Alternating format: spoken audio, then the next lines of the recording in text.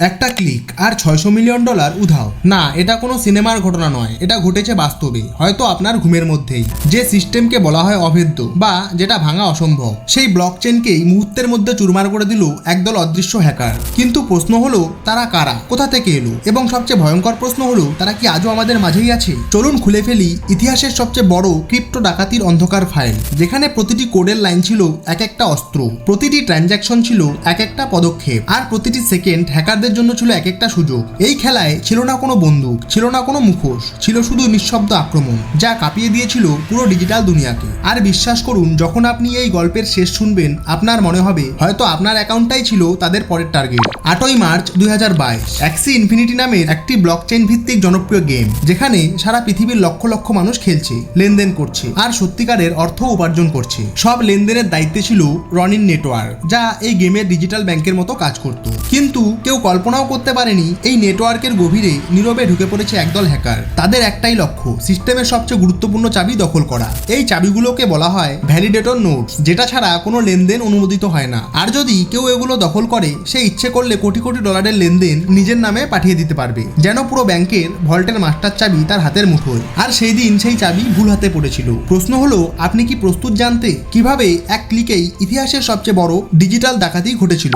Validator নোডের নিয়ন্ত্রণ হাতে পেয়ে হ্যাকাররা প্রথমেই তৈরি করলো নিজেদের ভুয়া ট্রানজ্যাকশন, আর সেই ট্রানজ্যাকশন তারা নিজেরাই অনুমোদন করলো। এরপর মাত্র দুটি লেনদেন। প্রথমটিতে হ্যাকারদের হাতে চলে গেল প্রায় 1,73,600 ইথেরিয়াম। প্রতিটি ইথেরিয়ামের দাম ছিল হাজার হাজার ডলার, মোট মূল্য কয়েক হাজার কোটি টাকা। এবং দ্বিতীয়টিতে তারা নিয়ে নিল প্রায় 25,50,00,000 ডলারের সমমূল্যের ইউএসডিসি কয়েন, যার মান ঠিক মার্কিন ডলারের মতো স্থির। দুটি ট্রানজ্যাকশন, আর মুহূর্তের মধ্যেই উধাও হয়ে গেল প্রায় $600 মিলিয়ন, মানে প্রায় 60 কোটি ডলার, যা বাংলাদেশি টাকায় আনুমানিক 6,600 কোটি টাকা। একটা অঙ্ক যা ইতিহাসের সবচেয়ে বড় ক্রিপ্টো ডাকাতির তালিকায় সবার উপরে বসে গেল। লেনদেন শেষ হতেই টাকা যেন হাওয়ায় মিলিয়ে গেল। না কোনো ব্যাংক, না কোনো রিভার্স বাটন। এই জগতে একবার টাকা হাতছাড়া হলে তা ফেরত আনার সম্ভাবনা প্রায় শূন্য। এবার শুরু হলো হ্যাকারদের গায়েব হওয়ার খেলা। তারা সেই চুরি করা ক্রিপ্টো এক ওয়ালেট থেকে আরেক ওয়ালেটে ছুড়ে দিচ্ছে, যেন আসল পথটা অদৃশ্য হয়ে যায়। এরপর ব্যবহার করলো মিক্সার সার্ভিস, এক ধরনের ডিজিটাল প্রক্রিয়া যা বিভিন্ন লেনদেনকে মিশিয়ে ফেলে আসল উৎস মুছে দেয়, যার ফলে টাকা কোথা থেকে এসেছে সেটা বোঝা প্রায় অসম্ভব হয়ে গেল। এবং শেষ ধাপে হ্যাকাররা সেই অর্থ ধীরে ধীরে কনভার্ট করতে লাগলো অন্য ক্রিপ্টোতে, আর কিছু অংশ নগদে রূপান্তর করে বের করে নিল বাস্তব জগতে। সবকিছু এত নিখুঁতভাবে করা হয়েছিল যে প্রথম কয়েকদিন কেউ টেরই পায়নি যে বিশ্বের ইতিহাসের সবচেয়ে বড় ক্রিপ্টো চুরির টাকা তখন নিঃশব্দে পৃথিবীর নানা প্রান্তে ছড়িয়ে পড়ছে। লেনদেনের খবর ছড়িয়ে পড়তেই মার্কিন সরকার ও সাইবার নিরাপত্তা বিশেষজ্ঞরা দ্রুত তদন্তে নামে। তারা ব্লকচেইনের প্রতিটি ট্রানজ্যাকশন ট্রেস করে, ডিজিটাল প্রমাণ খুঁজতে শুরু করে, যেন এক বিশাল ডিজিটাল মানচিত্রে অদৃশ্য এক চোরের পদচিহ্ন খুঁজছে। ঘন্টার পর ঘন্টা তদন্ত, হাজারো ডেটা বিশ্লেষণ, শেষ পর্যন্ত সব প্রমাণ মিলে গেল এক জায়গায়। আর সেই জায়গার নাম লেজারাস গ্রুপ। এটি কোনো সাধারণ হ্যাকার টিম নয়, উত্তর কোরিয়ার এক কুখ্যাত হ্যাকিং দল, যাদের বিরুদ্ধে অভিযোগ তারা সরকারের জন্য টাকা জোগাড় করতে সারা বিশ্বের সাইবার সিস্টেমে হামলা চালায়। তাদের অতীত অপরাধের তালিকাও কম ভয়ঙ্কর নয়। 2014 সালে সোনি পিকচার্স হ্যাক করে হলিউডে তোলপাড়। 2017 সালে ওয়ান্নাক্রাই র্যানসমওয়্যার ছড়িয়ে বিশ্বজুড়ে লাখো কম্পিউটার অচল করে দেওয়া। আর প্রতিবারই তারা প্রমাণ লুকাতে পেরেছে দক্ষতার সাথে।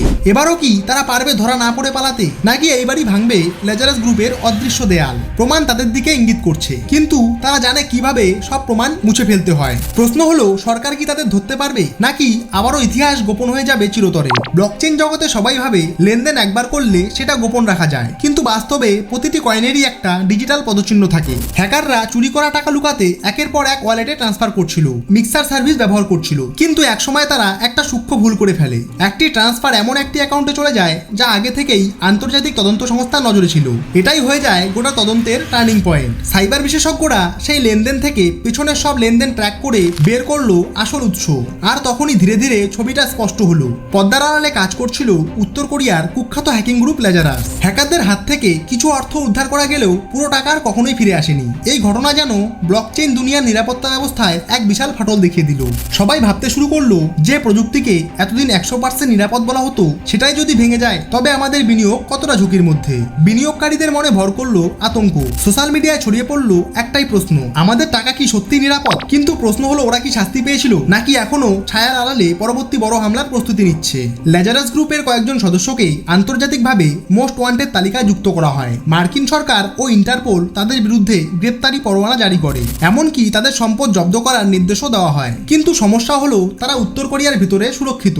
সেখানে আন্তর্জাতিক আইন প্রয়োগ করা প্রায় অসম্ভব। তদন্তে পাওয়া যায় চুরি করা অর্থের একটি বড় অংশ ইতিমধ্যেই দেশের পারমাণবিক অস্ত্র কর্মসূচিতে ব্যয় করা হয়েছে বলে ধারণা। বাকি টাকা বিভিন্ন ক্রিপ্টো ওয়ালেটে এখনো ঘুরছে ছদ্মবেশে। আজও লেজারাস গ্রুপ সক্রিয়, কেউ জানে না তাদের পরবর্তী টার্গেট কোথায়, কবে বা কে হবে। তাহলে কি ইতিহাসের সবচেয়ে বড় ক্রিপ্টো ডাকাতি এখানেই শেষ, নাকি এটা কেবল এক নতুন খেলা শুরু? $600 মিলিয়ন এই চুরি শুধু অ্যাক্সি ইনফিনিটি বা রনিন নেটওয়ার্কের ক্ষতি করেনি, এটা যেন এক ধাক্কায় ভেঙে দিয়েছিল ব্লক চেনের অভেদ্য দুর্গ হওয়ার ধারণা। যতই এনক্রিপশন শক্তিশালী হোক, যতই সিকিউরিটি সিস্টেমে লাখো কোড লাইন বসানো থাকুক, একটি ভুল পদক্ষেপ, একটি অবহেলা বা একজন অসতর্ক কর্মচারী সবকিছুই এক মুহূর্তে ধ্বংস করে দিতে পারে। এটা প্রমাণ করে যে ডিজিটাল দুনিয়ায় 100% নিরাপদ বলে কিছুই নেই। সাইবার অপরাধীরা সবসময় এক ধাপ এগিয়ে থাকে, আর সুযোগ পেলেই তারা আঘাত করে। এই কেস আমাদের শেখায় আপনার টাকা অনলাইনে থাকলে সেটা রক্ষার দায়িত্ব শুধু সিস্টেম বা কোম্পানির নয়, বরং আপনারও। আপনার সতর্কতা, আপনার নিরাপত্তা ব্যবস্থা হতে পারে আপনার শেষ প্রতিরক্ষা। এটাই ছিল আজকের কাহিনী। মনে রাখবেন, প্রতিটি স্ক্রিনের আড়ালে লুকিয়ে থাকে একটা গল্প, আর আমি ফিরবো সেই গল্পের অন্ধকার দিক নিয়ে। ততক্ষণ পর্যন্ত চোখ খোলা রাখুন, কান খোলা রাখুন, কারণ সত্যি কখনো কখনো কল্পনার চেয়েও ভয়ঙ্কর। যদি ভিডিওটা ভালো লেগে থাকে তবে এখনই লাইক দিন, কমেন্টে জানান আপনার মতামত, আর এমন আরো চমকপ্রদ, গোপন আর সত্যি কাহিনী জানতে অবশ্যই সাবস্ক্রাইব করুন কালচক্র ডক্স চ্যানেলটিকে।